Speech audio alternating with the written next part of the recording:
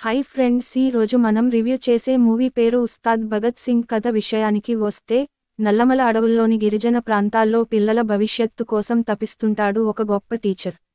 ఆయనకు అక్కడ ఒక ధైర్యవంతుడైన గిరిజన కుర్రాడు, పవన్ కళ్యాణ్, పరిచయమవుతాడు.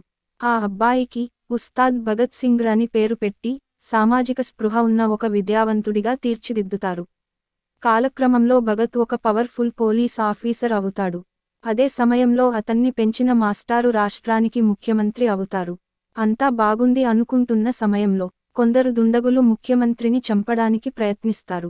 అసలు కథ ఇక్కడే మొదలవుతుంది. తనని అంతవాడ్ని చేసిన మాస్టార్ని, సీఎం ని అసలు ఆ ముఠా ఎందుకు చంపాలనుకుంది అనేది మూవీలో చూడాలి. Plus points: Pawan Kalyan looks, ఆయన సినిమా కోసం ప్రాణం పెట్టారు. దేకే లెంగే సాలా సాంగ్, రెండోది vintage song, Sree Leela love track. Minus points: పాత రొటీన్ స్టోరీ సినిమాను బాగా దెబ్బ వేసింది. ఫైనల్గా మూవీ ఎలా ఉంది అంటే, ఇది పవన్ ఫ్యాన్స్ కి మాత్రమే నచ్చుతుంది. మామూలు ప్రేక్షకులకు అంత నచ్చకపోవచ్చు. Rating 2 out of 5.